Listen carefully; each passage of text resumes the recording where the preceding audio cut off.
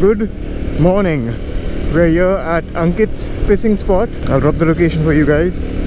And yeah, we've got Ankit over here. No, that's Rahul. Where's Ankit? Much later. I hope the audio doesn't suck on this because that'll really mess up the video. We've got Ankit on his ZX-10R. We've got Rahul on his CBR 1000. Sahil Matlani, the Bewafa, is on the Adventure 390, my Adventure 390, and Brian is on his Adventure 390. This is a Guerrilla 450 from Royal Enfield. Let's get going. Yeah, that choppy throttle that I was talking about when I was riding the motorcycle in the city seems to kind of go away when you're on the highway. Again, that's because you're doing higher speeds and you're more consistently at higher speeds. I think there's two elements of this motorcycle that make you have to be a little more cautious than you otherwise would be on the motorcycle, and that's why I don't think this is something a lot of beginners would be okay with. Firstly, the grip on these tires aren't the best, and I know Royal Enfield has partnered with SIAT to have these custom made for the Guerrilla 450, but a 120 at the front and a 160 at the rear, while that looks great, for some reason these tires don't seem to be doing justice to the kind of motorcycle that this is. The second part of that is the steering input. So with the slightest input at the handlebar, the motorcycle does start to move around, and in the city that's a great thing because it makes the motorcycle very flickable and helps you maneuver through traffic very easily. You kind of forget about the weight this motorcycle carries with it everywhere. But on the highway, when you've picked your line and you're ready to move into a certain turn or change into a certain lane, if your steering input isn't spot on, then you're going to face a little bit of issues with this. And it sort of feels like the rear is sliding around when that happens. That's a little bit of a, well, Jimmy Fallon balls in your mouth kind of moment. Now, coming to the rider's triangle on this bike for the highway. In the city, I had absolutely no problems with it. On the highway too, it seems to be comfortable, but over a longer period of time, say about 2 or 3 hours, I think there's some fatigue that kicks in. Again, I think that's partially owing to the placement of the foot pegs more than anything else, because when you do sort of compress a motorcycle to give it a lower seat height while still maintaining a decent ground clearance, the foot pegs and your feet in the long run take the biggest hit. So you would have a sharper bend in the knee, and because of that you may feel a little bit uncomfortable on a longer ride. Also, I am someone who likes to move around in my seat quite a bit on a longer ride. I think that helps you kind of relieve some fatigue and allows you to engage with the motorcycle a little bit more. But this motorcycle has a seat that's kind of shaped to lock you in place and doesn't allow you to move around too much. So if you're alright sitting in the same position or pretty much the same position for an extended period of time, then I think you should be fine with this. But if you are someone like me who prefers adjusting every now and then you may want to consider some of the other seat options that Royal Enfield offers. Again, the Showa suspension that's on this motorcycle has worked really well in the city. In fact, I'd go as far as to say that if I were to buy a roadster or any street motorcycle with this kind of performance in mind, this is the suspension setup that I'd prefer having. The brakes on this are an absolute treat. I think there's enough bite and enough feel at the front end to allow you to really explore the limits of this motorcycle on a highway ride like this. In the city, I think people suddenly swerving lanes, slamming their brakes, I don't think you'd have too many problems reacting to that if you're paying attention, of course. The letdown though again is the tires, because I don't think the tires can match up to the performance that the brake offers, and you'll end up activating ABS a lot earlier because of that. I'm not going to get into too much detail about the instrument console because I think that's been spoken about a lot in some of the other videos on YouTube, so you can check out details about what options are available in that. I will say though that it's nice that Royal Enfield have managed to go digital with their instrument console, while still staying true to their retro themed motorcycles by making it a circular dial instead.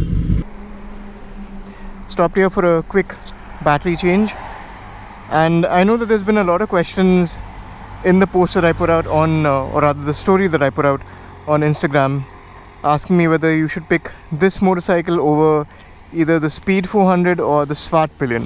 Now again, while all of that does come down to personal preference, and again thank you Rhinox for these gloves and this entire gear setup, while it does come down to personal preference, I would recommend this over those two motorcycles. And again, the Triumphs would have to be really good for me to want to pick those motorcycles over this, because this is absolutely brilliant, dude. And it comes down to the way the motorcycle feels. It does make you feel like you're on a bigger motorcycle than you're actually on. It comes down to the entire setup, the rider's triangle, the suspension, the way the brakes are set up. Brilliant. Only the tires, like I said, is something I'd want to change.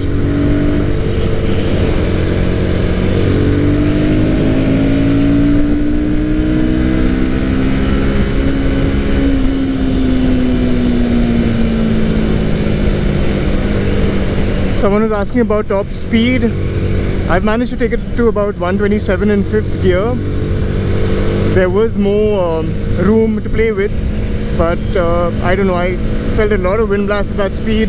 The mirrors were starting to fold back, and I just decided against going any faster than that. I do sort of take back the statement that I made about the motorcycle's vibrations getting more pronounced at higher speeds.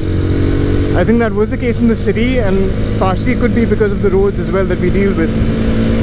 Here out on the highway, this seems to be smoothing out now at higher speeds, and I'm starting to like it.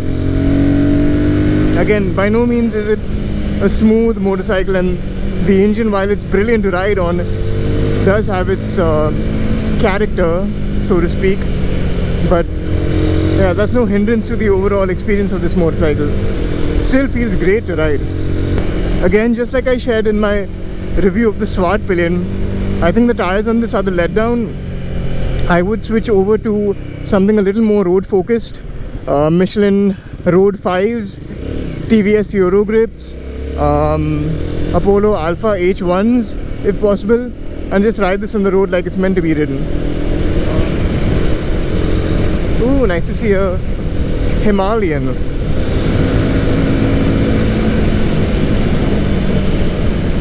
Yeah, I wouldn't recommend this motorcycle to new riders at all. I think because of the way it produces its power, I think you'll be surprised and probably get into trouble very early on in your riding career, and that could hamper you from riding motorcycles in the future. Your parents might not be happy with you crashing very often.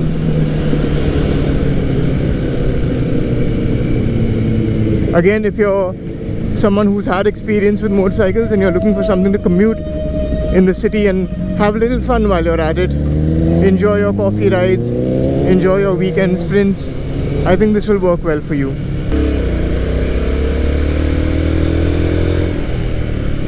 Yep, the bike is nice and nimble around here, and it's a shame that we got traffic while climbing, otherwise it would have been very interesting to see how fast I could have done this section.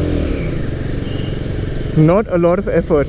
The steering input required is very minimal, but yeah, it handles the curves very well.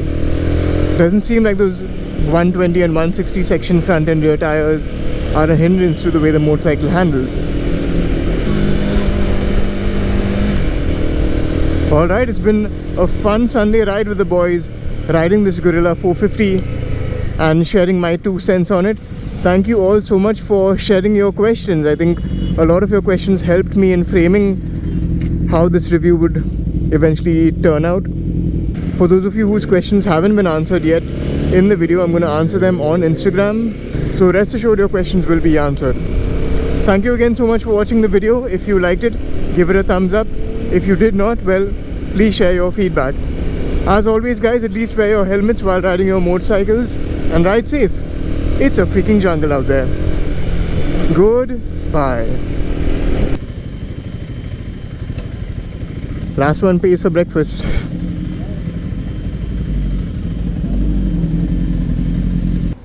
Does your bike have a main stand?